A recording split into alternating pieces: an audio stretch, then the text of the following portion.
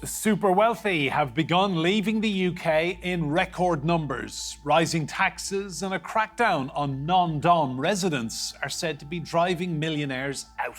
So, what does this mean for the rest of Britain?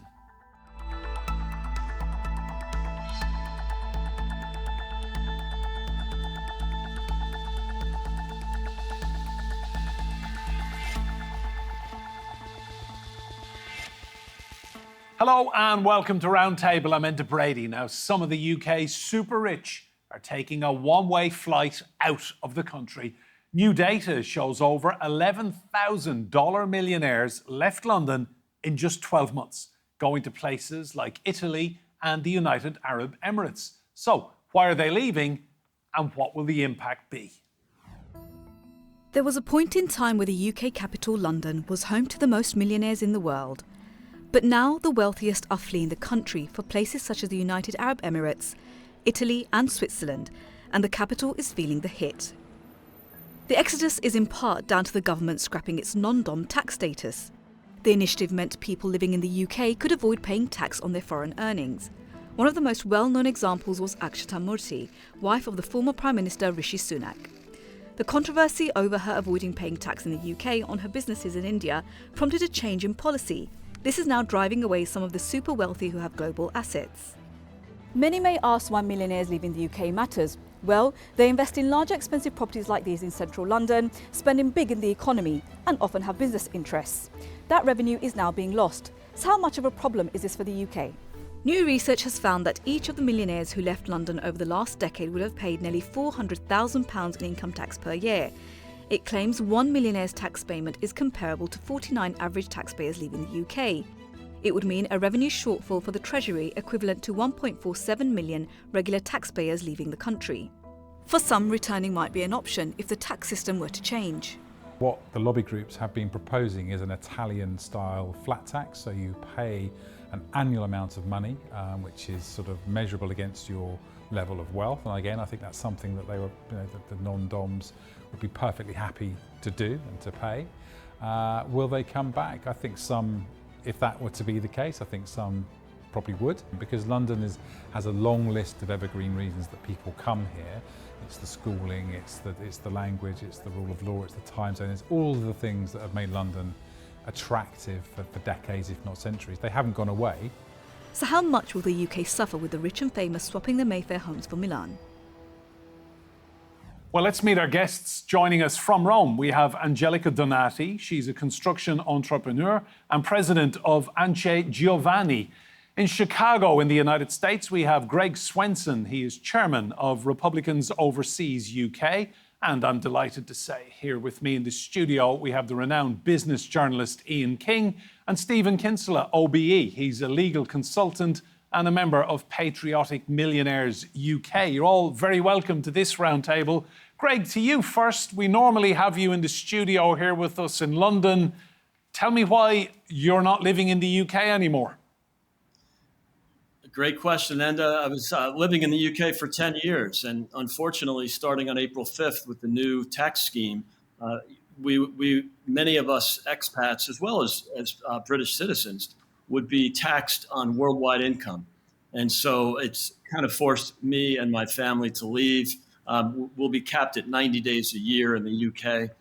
It varies by different factors, how many ties you have to the UK, for example. So it's a bit complicated, but generally speaking, you've seen a massive capital flight out of the UK. 10,800 millionaires left the UK in 2024 that in anticipation of the new rule. That's 2 times the pace of capital flight in 2023. Every 45 minutes, a millionaire leaves the United Kingdom. So I think I'm one of many, probably the least significant of many, but still unaffordable to stay more than 90 days a year. So, Greg, what do you say to people who might look at someone like you? You're very successful, you're a wealthy man, and they might just say, forgive me for playing devil's advocate here, here's a guy who doesn't want to pay his taxes. Off you go.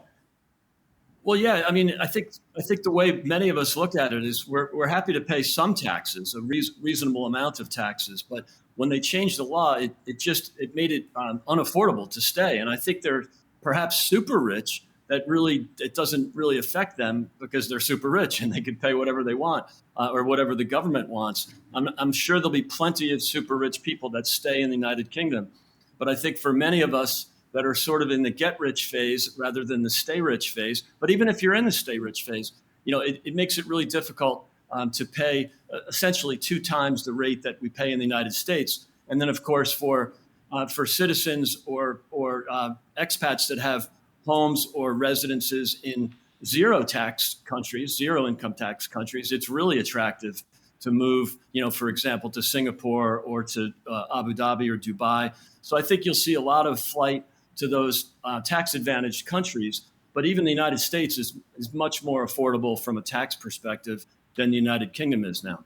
Thanks, Greg. Angelica, to you, the Italian government has made some very clever moves in recent years to attract extremely rich people to come and live in cities like Rome and Milan. Just spell out for us the kind of initiatives Italy has put in place.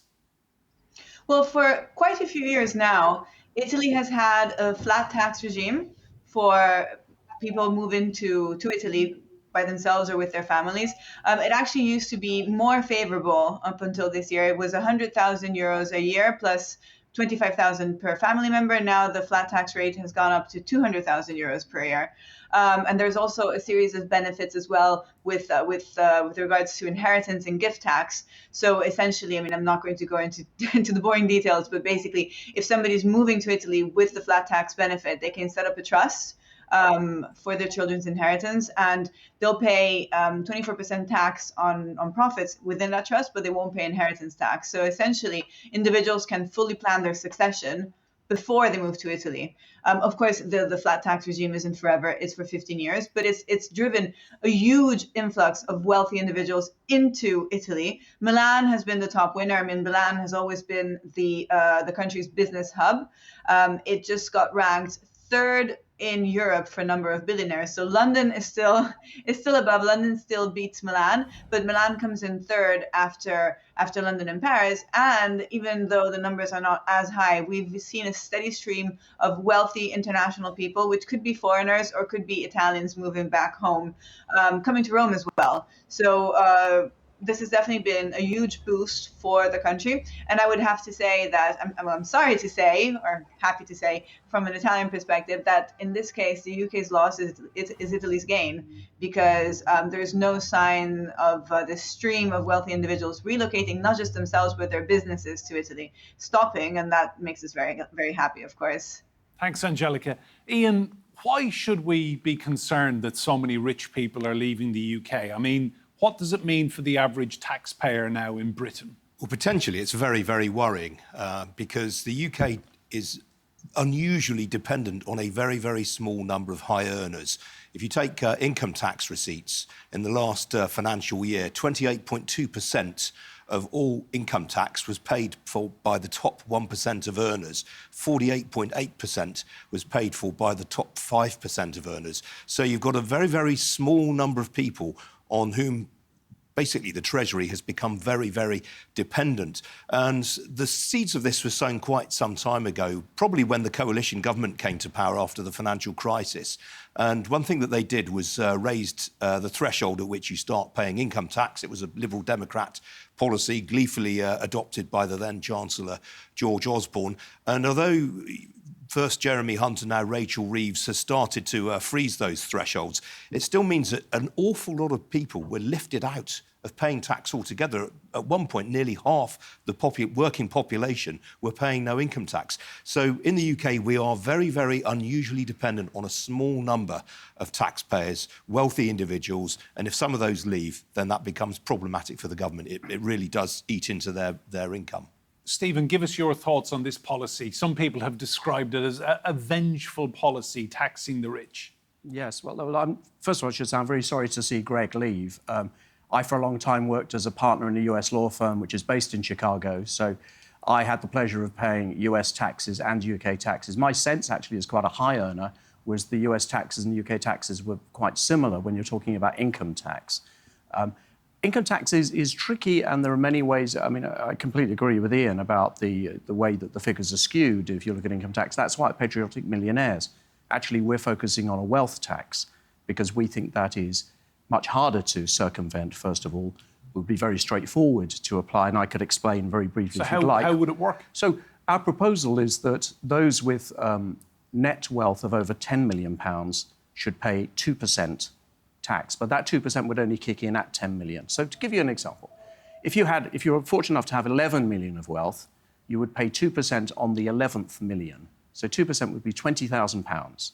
Bear in mind, of course, that if you're at all sensible in your investment, that £11 million could probably raise you £550,000 in return. So you would still, in the course of the year, we're only looking at the wealth tax, not the other taxes, of course, but you'd still be £530,000 better off at the end of the year. So it wouldn't make a dent in your wealth, but it would kick in at that level, and we believe, and there are good, it's not our figures, there are good independent figures, this would raise about 24 billion a year, which is much needed in the UK at the moment. Ian, everything you've heard in the city and in Westminster in the last few months, are people worried about the figures, this drain of resources going out? Oh, absolutely. And indeed, in the last week or so, we've seen one of the best-known people in the city, Richard Nodder, who's for the last decade or so been vice chairman of Goldman Sachs International. He's announced that he's leaving London to go and relocate to Milan. And that's quite telling because, as I say, he's someone, I've known him for a number of years.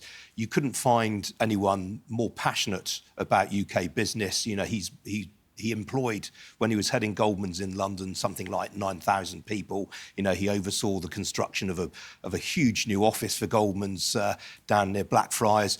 A man who really, really passionately cares about the UK doing well. It's been his home for 30-odd years. So to see someone like him go is really quite disquieting. And there are others. Greg, to you, what's life been like then the last few months outside of London? I mean, yes, you can travel, but London will always be London. Yeah, I agree. It's in many ways the center of the universe and similar to New York in many respects in that way. Chicago's a little more quiet.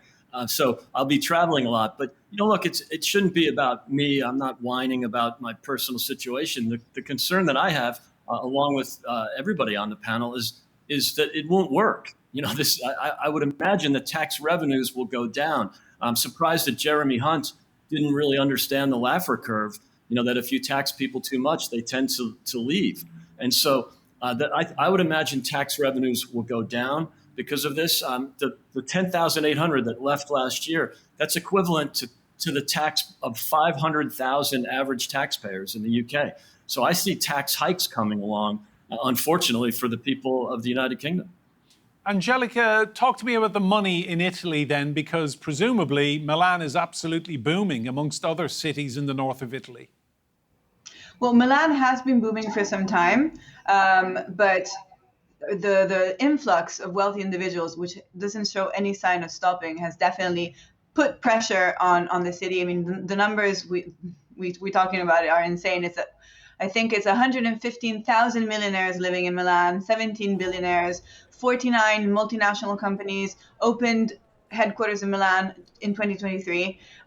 So there is huge pressure on the luxury market in Milan. On top of this, there is a bit of a delay in development projects in Milan right now because there's a bit of a legal issue around the laws that are being used to authorize these projects. So Milan is at great risk of becoming a bubble. And so, of course, then there is a kind of trickle-down effect to other cities. But as I was saying, not just in the north of Italy, which would be obviously logical to assume because it's close to Milan, but also elsewhere in Italy. Foreigners love Italy. And as I said, many are coming to Rome, and the Roman market is booming as well, even though I cannot say that there is an equivalent transfer of business to Rome. It's mostly people who want to live in Rome and then travel for work or work remotely. Thanks, Angelica. Ian, so it begs the question, is Keir Starmer as Prime Minister making the UK unlivable for very rich people? Well, as Greg pointed out, the assault on the Nondom rules in particular, which was a sort of 200-year-old quirk in the tax system, which enabled people from outside the UK to be resident here while claiming it wasn't their permanent residence, they were non-domiciled here, and that basically sheltered their overseas wealth from UK taxes. Now, Jeremy Hunt, prior to the election last year, said that he was going to abolish that, but he watered it down slightly. It was a shameless stealing of a Labour Party policy. Then Labour get elected, Rachel Reeves comes in and basically turns the volume up to 11. And basically, it means that these people now pay full UK taxation on all of their overseas earnings, and particularly, and here's the key point here, we have a 40% inheritance tax rate in this country, and that's what for what we call the Nondoms. That's what's really scared a lot of those people away. So, Stephen, just on that point, I read a quote this week in one of the English newspapers that said, from a very rich person, they said the UK has now become the most expensive country on earth to die in. Is this inheritance tax exercising brains, future planning, wealth management? I'm sure it will be exercising some brains. I mean, it's very interesting. We look at the figures about the flight out of the UK, and let's be honest, nobody really knows how many people have moved. I mean, the study that everybody's referring to, the one that Greg mentioned with the 10,800 number, comes from a firm that did, in good faith, they essentially, as I understand it, because a friend of mine was at an event they ran yesterday, they, in good faith, looked on LinkedIn at people who changed their location, and then they extrapolated from that, and they said what they came up with was a projection. So nobody's saying that they think that 11,000 people have left. They're just saying, based on the small sample, if we stretch that out. But to put that into context, in the UK, there are about 3 million millionaires. I mean, there were 2.5 million about 10 years ago. It's now up to 3 million. So even if let's take the figures at face value, even if 10,000 had left, that would be about 0.3% of the millionaires in the UK who would have left. So a tiny fraction. What we're at PM UK more concerned about is the 30% of doctors who say they're thinking of relocating out of the UK in the next year. So one way or another, we need to balance our books. I mean, we need... I can see Greg nod. I think we're all in agreement on the fundamentals of this discussion, actually. It's about how we achieve it. This country needs investment in infrastructure, in social care, in education, in health, and all these other things. We need to find a way of raising the money for that. Our proposal, we believe, as I say, is a modest one, but let's not pretend this isn't complicated, and let's not pretend it won't have some consequences. Greg, do you envisage a day where you come back to the UK permanently if the tax rules change? Yeah, absolutely. I mean, there's real incentive for me for business reasons, and plus, my wife and I really love living in the UK, and so absolutely, we're going to exploit our 90 days, maybe make it 89 to play it safe, but we're seeing the same thing here in the US, and with the red state, blue state population shifts, people are leaving the blue states, the Democrat-governed states, because the taxes are really prohibitive for business and for individuals. So you're seeing massive flows. California lost $40 billion in taxable income last year. Even Illinois, which is not quite California, lost over $10 billion in taxable revenue. So you're seeing mass migration from high tax states to low tax pro-growth states. And I think you'll see that in Europe. Angelica was mentioning Milan. I'd love to live in Milan. Unfortunately, for U.S. citizens, we're taxed based on citizenship, not residency. So there's not as much incentive for Americans to move to Milan, but I do think you'll see a lot of Europeans moving there.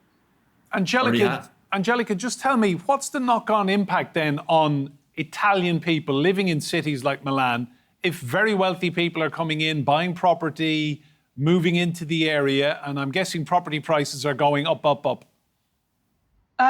Well, so there's two sides to the equation, right? So on the one hand, yes, property prices have been going up, and Milan is kind of having a bit of a donut effect where the central areas are kind of emptying out because, well, from an Italian perspective, Italians no longer can afford to live there, and so they're moving out, and there's this kind of donut around the center of town. But on the other hand, all of these foreigners moving to Milan or moving to other cities bring wealth, they bring business, they bring money, and so the cities are thriving. I mean, I think it's a bit short-sighted to just criticize the increase in property prices. You have to look at the big picture, which is the wealth generation and the wealth transfer that is occurring thanks to all of these people who are moving to Italy or moving back to Italy. Ian, to you, there was a phrase that struck me the other day, money has no mast.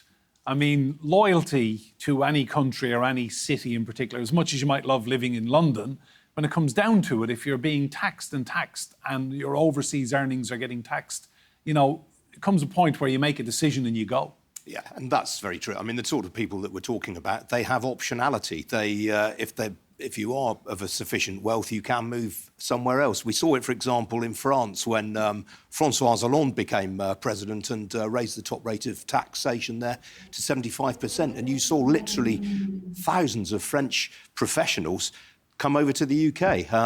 In subsequent French elections, it was claimed that, people like Macron and Sarkozy would literally campaign in the UK. It was said that London was the 5th biggest city in France in terms of the French population. So, these people are flighty. They will go elsewhere. Norway had a bit of it when they introduced a wealth tax. You've seen it, for example, as I say, France is the real sort of litmus test of all that. You saw, for example, Bernard Arnault, the richest person in France, he relocated his tax affairs, his arrangements to Belgium to get away from it. Stephen, can I just ask, what would make you leave the UK? You're from Patriotic Millionaires UK. You're going to stay, yeah? Well, I left because in 1989 I went to Belgium and I lived there for 20 years and worked there as an EU lawyer. And then I came back. By the way, during all that time, I continued to pay tax in the UK, apart from the time that I was also paying tax in the US, as I mentioned earlier. But I'd like to come back on Ian's point. You mentioned the UK guy and then Bernard Arnault. Interesting that these people who move, very often they do move, but they move quite late in life. So what we see in the UK, a lot of people want to live here while their children are school age because, look, we have great schools, we have great infrastructure, we have a very safe, attractive country. We get teased about Patriotic Millionaires, about the name, as you can, particularly by British people. But the truth is it reflects a real truth that we're very proud of this country and we're very happy to pay taxes. And a lot of our members were not themselves born in the UK. But people don't flee easily or lightly because there are many cultural and other reasons why they stay. Very small percentage of any populations move for whatever reason. But if I could usurp your function very briefly, I actually have a question for Angelica because I was trying to look into the Italian experiment. I'm very interested in that. What I thought was that it's particularly skewed to trying to encourage people to move into the regions, into places like Sicily and elsewhere, rather than the big centres. And also that looking at the stats, I thought that since 2017, between 3,000 and 4,000 millionaires might have moved in, so perhaps 400 or 500 a year. Is that correct, or are those stats wrong? So, per your first point, the regional incentives are separate from the flat tax. So the flat tax is general. You can go wherever you want in the country. And then the regions, so you're talking about Sicily, or you're talking about, let's say, inner areas in Umbria or in Trentino or whatever, where they try and sell you a building for €1 and you can renovate it yourself. So there are regional incentives, but the flat tax is general. I don't know the exact numbers per year, but I know that around 1,200 people basically declared their income under the flat tax scheme in 2023. So I guess your figures are about right. Thanks, Angelica. Greg, to you, if you were talking to Rachel Reeves or if you bumped into Keir Starmer at one of the Republican parties you go to, maybe in some of the swankier houses in London over the years, what would you say to them about this policy? Would you make it clear that someone like you were a big taxpayer here last year and now you're not? Yeah, and it's really self-destructive. And I think that it's more ideological than pragmatic because, again, going back to the Laffer curve, if you tax people, maybe a little bit higher at, on the margins, they're probably not going to get up and leave. But if you basically double the tax, which is essentially what they're doing for Americans anyway, and imposing a 40% inheritance tax, it makes it impossible for us to stay. But this, we went through this in the US with President Obama. When he took office in 2009, his very smart Treasury people sat down with him and said, if you go ahead and raise the capital gains tax, we will actually make less revenue. Tax revenues will go down. And he said, do it anyway. And because it's ideological. So I would just argue with both the Chancellor and the Prime Minister that this is going to result in not only less revenue, but then you look at the economic impact, the VAT that people pay. I think it's going to end up hurting the coffers of the Treasury more than they anticipate. And just briefly, Greg, how much did it annoy you then, having to leave a city you clearly love?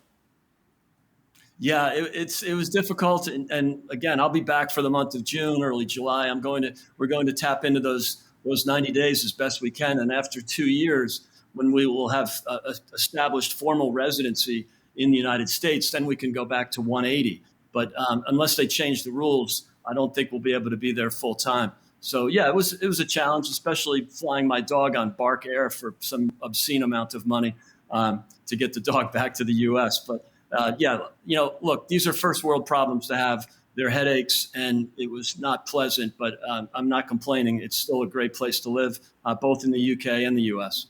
Stephen Kinsler, thank you. Ian King, Angelica in Rome, and Greg Swenson in Chicago, Illinois. Great discussion. And remember, you can see more debate on our YouTube channel. Search for Roundtable TRT World. But for now, from me, Enda Brady, and all the team here, goodbye and thank you for watching.